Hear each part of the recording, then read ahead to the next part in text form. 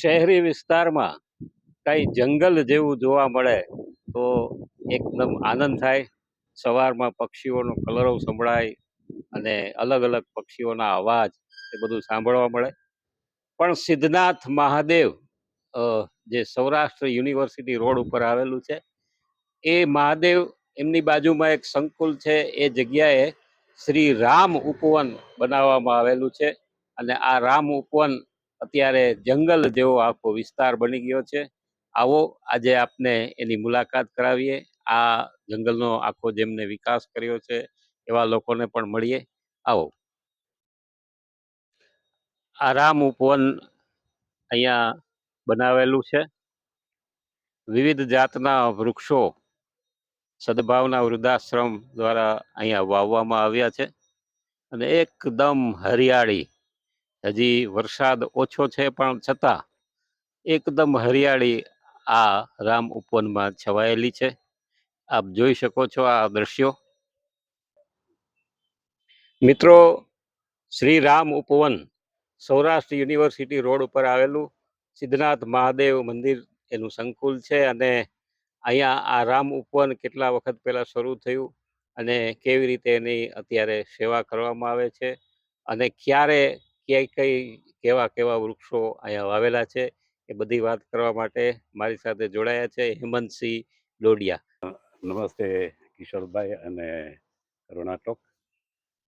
જ્યારે અહીંયા મારે શ્રીરામ ઉપરની વાત નીકળી છે ત્યારે મારે એટલું કહેવું જોઈએ કે ખરેખર તો આ એક કોરોનાની દેન કહેવાય કે કોરોનાની જે ભયંકરતા હતી અને લોકો ઓક્સિજન માટે તડપતા હતા, ત્યારે અમને એવો વિચાર આવ્યો કે કુદરત સાથે માનવીએ કરેલા જે ચેડા છે અને એનું પરિણામ હવે માનવીએ ભોગવવાનું આવે છે.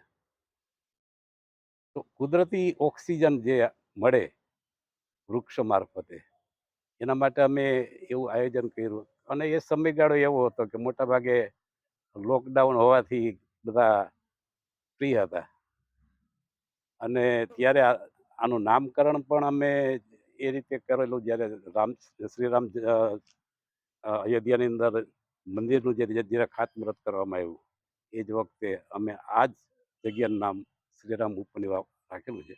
પણ એ પહેલાંની હું વાત કરું તો 2014માં પ્રથમ વખત અમે જ્યારે પ્રયાસ કર્યો અને ત્યારે 30 વૃક્ષો અમે અહીંયા આરોપણ કરેલું, પરંતુ એમાંથી મોટા ભાગના વૃક્ષો થોડી મેન્ટેનન્સના અભાવે સુકાઈ ગયા હતા, પણ 5 જેટલા વૃક્ષો ઉછરી ગયા હતા.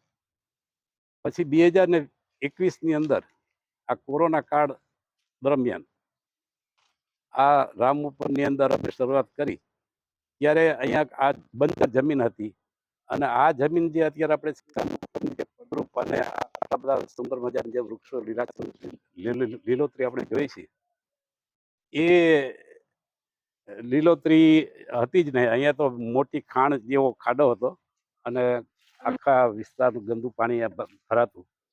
પછી આ ભાગની અંદર અમે ભરતી ભરી અને ત્યાં કાળી માટી પાથરી અને વૃક્ષો વાવેલા છે. અહીંયા અમને દરેક તંત્રનો સહયોગ મળ્યો છે. ખાસ કરીને મારે ઉલ્લેખ કરવો જોઈએ તો સદભાવના વૃદ્ધાશ્રમ અને એના કરતા હરતા સંભાળતા જે આપણે કહીએ છીએ એવા આદરણીય શ્રી વિજયભાઈ ડોબરિયા સાહેબ, એમણે અમને ખૂબ આમાં સાથ સહકાર આપ્યો અને એમના સહકારથી ઘણા બધા વૃક્ષો અમે ઉછેર્યા છે. અમારી શરૂઆત આને સ્મૃતિવનથી અમે કરેલી હતી અને સ્મૃતિવન એટલા માટે કે લોકોને એક ભાવ જાગે કે ભાઈ આ વૃક્ષ પ્રતિ મારા કોઈ સ્વજનની સ્મૃતિ અહીંયા છે, એટલે એમની સ્મૃતિમાં એમનું નામ રાખી અને વૃક્ષોનું વાવેતર કરેલું હતું. આજે આ રામ ઉપવનની અંદર અમે મોટાભાગના પર્યાવરણીય વૃક્ષો છે અને આયુર્વેદિક ઔષધીય વૃક્ષો છે. આ અમારે જે ડેવલપમેન્ટ અહીંયા જે થયું છે એમાં દરેક તંત્રનો, પછી ચાહે એક મ્યુનિસિપલ કોર્પોરેશન હોય, પદાધિકારીઓ હોય, એમનો પણ અમને સતત સહયોગ મળતો રહ્યો છે. અને અત્યારે હાલમાં બધા વૃક્ષો ઉછરી ગયા છે. અને રાજકોટની અંદર અમને તો ખરેખર એક ગૌરવની વાત અમારા માટે કહેવાય કે આવું સરસ મજાનું સ્થળ અમે અહીંયા ડેવલપ કરી શક્યા છીએ. જ્યારે વૃક્ષારોપણ તો થઈ ગયું, પછી આને વૃક્ષો વાવવા સહેલા છે, પણ એને ઉછેરવા એ ઘણી મોટી જવાબદારી અને અઘરું કામ છે. અમારા ઘણા બધા સ્વયંસેવકો, અહીંયા નામ જો સ્વયંસેવકોનો આપું તો 101 જેટલા સ્વયંસેવકો છે અમારા, એટલે કોઈના નામ આપીને ઉલ્લેખ નથી કરતો, પણ દરેકનું યોગદાન આ રામ ઉપવનના વિકાસની અંદર છે.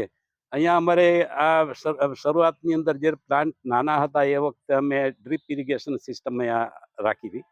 પછી જેમ પ્લાન્ટ મોટા થયા અને પાણીની વધુ જરૂર પડવા માંડી, એમ ઇન્ટિગ્રેટેડ પાઇપલાઇન જમીનની અંદર અમે આખા રામ ઉપવનની અંદર પાઇપલાઇન પાથરી છે.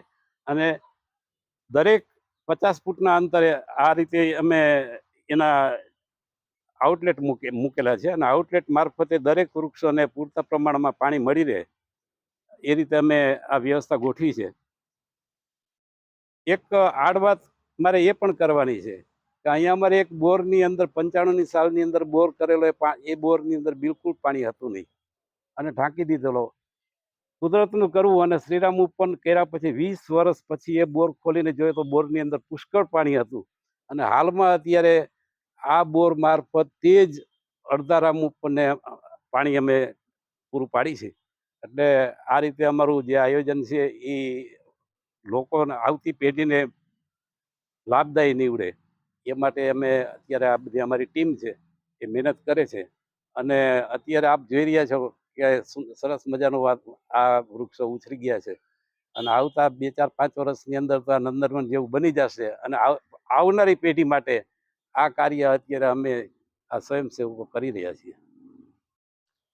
રામ ઉપવન કેવું સરસ જગ્યા છે.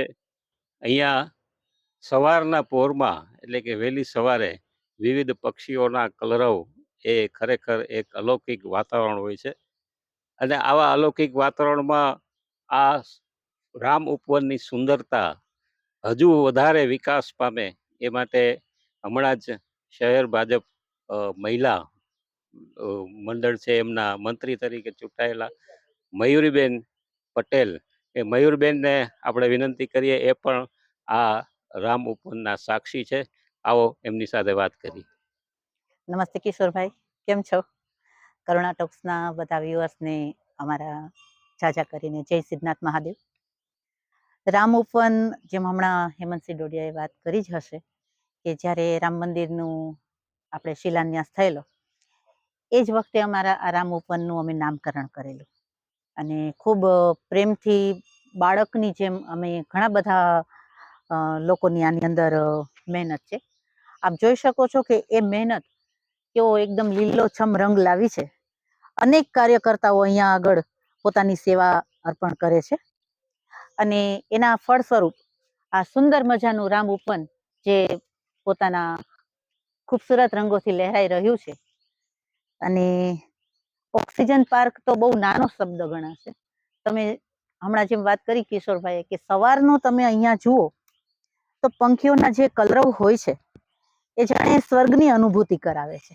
નેચરની જે સુંદરતા છે, નેચરનો જે અવાજ છે, એ નેચરનો અવાજ તમે અહીંયા મહેસૂસ કરી શકો. અહીંયા ઝાડ હવે મોટા થઈ ગયા છે. ઔષધીય વૃક્ષોની સાથે સાથે અમે જે સુંદરતા આપે એવા પુષ્પોના ઝાડ પણ અહીંયા વાવેલા છે. પક્ષીઓ ખાઈ શકે એવા ફ્રૂટ, એના ઝાડ પણ અહીંયા વાવેલા છે, જેથી પક્ષીઓથી પણ આ ગાર્ડન લહેરાઈ રહ્યું હોય છે. તદુપરાંત અમે હવે એ પ્રયાસોમાં છીએ કે આ રામ ઉપવનનું હવે અમે થોડું બ્યુટિફિકેશન કરવા માંગીએ છીએ. એના માટે અમે ઘણા બધા બ્લોક્સ અને એ બધું મગાવી રાખ્યું છે. વ્યવસ્થિત રીતે એનું આયોજન થાય એના અમારા પ્રયાસો ચાલુ છે. થોડા ઘણા અમને સાધન સામગ્રી મળી ગઈ છે. હજુ અમે વધુને મેળવવા માટે અમે પ્રયાસો કરી રહ્યા છીએ. એના લીધે અમે એવું ઈચ્છીએ છીએ કે જે માણસો આ રામ ઉપવન અત્યારે અમે જ્યારે તૈયાર કરતા હતા ત્યારે અમે વધુ કોઈ લોકોને અંદર પ્રવેશ નહોતા કરવા દેતા, પણ હવે વધુ માણસો આવે, અહીંયા વનભોજન માટે મળે, છોકરાઓ એના ખેલકૂદ માટે મળે અને એ રીતે આ ગાર્ડનનો ઉપયોગ થાય અને જે સમાજ સેવા છે અને સમાજ માટે હોય છે તો એ સમાજને આપણે અહીંયા સુધી લાવી શકીએ એના માટેની સગવડો અમે પૂરી પાડી શકીએ એવા અમારા પૂરતા પ્રયાસો છે. એના માટે અમે અહીંયા ઘણી બધી વ્યવસ્થા ઓલરેડી કરી જ રહ્યા છીએ અને હજુ આગળ પણ એના માટે અમારા પ્રયાસો ચાલુ છે. થાય શું એના લીધે કે લોકો જે પ્રકૃતિથી દૂર થાય છે, પ્રકૃતિને બધાને ઝાડ તો ગમતા હોય છે, પણ વાવીને પાણી પાઈને મોટું કરવું એ ખરેખર ઘણા લોકો, હું એમ નથી કહેતી કે નથી ઈચ્છતા, પણ સમય કદાચ એ લોકો પાસે ન રહેતો હોય. તો આવા જો ઘરની આસપાસ કોઈ આવું ઉપવન હોય, સરસ મજાના ગાર્ડન હોય, તો લોકો અહીંયા આવે, પોતાની હેલ્થ અને શુદ્ધ હવા મેળવી શકે. બાળકો અહીંયા રમે તો એના માટે પણ બહુ જ ફાયદામંદ છે. એવા અમારા ઘણા બધા પ્રયાસો ચાલુ છે. મિત્રો, રામ ઉપવનમાં જેમ હેમંતભાઈ અને મયુરીબેને જણાવ્યું એમ આખી ટીમ કામ કરી રહી છે અને આવા જ એક જે સેવાભાવી કાર્યકર છે એવા દેવસીભાઈ અહીંયા પાણી પાઈ રહ્યા છે ઝાડવાઓને, અને આવો એમની સાથે પણ વાત કરીએ. આ ઝાડવા પાવાનું સેવાનું કામ કરીએ છીએ અમે. રોજ સવારે 2 કલાક ઝાડવા કાયમ પાઈ છીએ. રામ ઉપવનમાં એક એવી પણ જગ્યા છે જ્યાં બાળકો એ રમત ગમત માટે આ એકત્રિત થાય છે. બહુ જ સરસ આ જગ્યા, શહેરની વચ્ચે એક જંગલ જેવું વાતાવરણ, અને ખાસ અહીંયા જે પક્ષીઓ એમના માટે ઝાડમાં દોરડા અને એવું પણ રાખવામાં આવ્યું છે. આવો આ વિસ્તારના, એટલે કે આ રામ ઉપવન, એમના જે સહયોગીઓ છે એવા વલ્લભભાઈ માદળિયાભાઈ અને બીજા એક મિત્ર, એમને પણ આપણે મળીએ. આ જગ્યા એક સમય એવો હતો કે અહીંયા વેરાન સુમસામ હતી. અંદર એટલો કચરાના ઢગલાના આ તેન, કોઈ આવે તો કોઈ આવી શકે એવું કોઈને ઈચ્છા ન થાય એવી જગ્યા હતી. પણ આપણે બધા અહીંયા અમારે ટ્રસ્ટ છે, જે સિદ્ધનાથ મહાદેવ ટ્રસ્ટ, અને આમ જનતા, એટલે જે અમારે 4-5 સોસાયટીના બધા માણસોના એને બધાને, હેમંતભાઈ ડોડિયા, અમારે મધુભાઈ છે પટોડિયા, જે અમારા ટ્રસ્ટના પ્રમુખ છે, મંત્રી છે આપણે માદળિયા સાહેબ છે, બધાએ ટૂંકમાં એવા આમ સારા વિચાર બધાને આવ્યા. તો અમે આ બધું આવા પ્રોગ્રામો કરીને ઝાડ વાવ્યા અને આ બધું એનો ઉછેર થયો. અને પછી તો આમાં જો અત્યારે અધિક માસ ચાલતો હતો ત્યારે બહેનો પણ અહીંયા અંદર વનભોજન કરવા આવતા હતા, બાળકો આવતા હોય. એ સિવાયનું કે અહીંયા જે આપણે આ નિવૃત્ત માણસો હોય અને જે સિનિયર સિટીઝનો, કે ભાઈ ક્યાંય આમ એને ટાઈમ ક્યાંય નીકળતોય ન હોય, તો એવા સમયે અહીંયા આવીને બેસે તો એકદમ આમ એને આમ શાંતિ મળે. એકાબીજાને એની ઉંમરના બધા હોય તો એને એકાબીજાને એ પ્રમાણે વાતોચીતો થાય અને સમય જાય, જૂના નવી વાતો કરે, આ તે એવું બધું. તો એટલે એક બીજા નંબરમાં એવું છે કે અમે આ વેસ્ટમાંથી બેસ્ટ, આ જે બ્લોક નીકળે છે, આ ગામમાં જે બધું ચેન્જીસ થાય છે, તો એનો અમે આ બ્યુટિફિકેશન માટે આને બેસ્ટ તરીકે આનો ઉપયોગ કરીએ છીએ. એટલે અમે અને આ અમારે જે કોર્પોરેટરો છે એ પણ અમને સાથ સહકાર થોડોક આપે છે. એટલે આવી રીતે અમે આગળ ને આગળ, પછી આ કોઈ દર વર્ષે કોઈ ઝાડ છે સુકાઈ જતા હોય છે, તો એ અમે નવેસરથી દર વર્ષે ચોમાસાની અંદર જે સદભાવના ટ્રસ્ટ છે એનો પણ એવડો સહકાર છે, મહાનગરપાલિકાનો પણ એવડો સહકાર છે.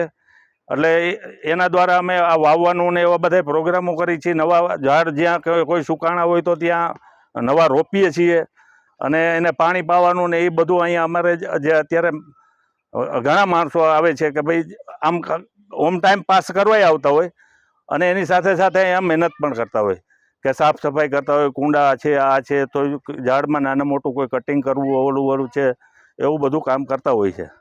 એટલે એક બીજા નંબરમાં જેમ ઝાડને ઉછેરવામાં હવા, પાણી અને ફળદ્રુપ જમીનની જેમ જરૂર પડે છે, એમ અમારે આ ત્રિવેણી સંગમ જેવું છે.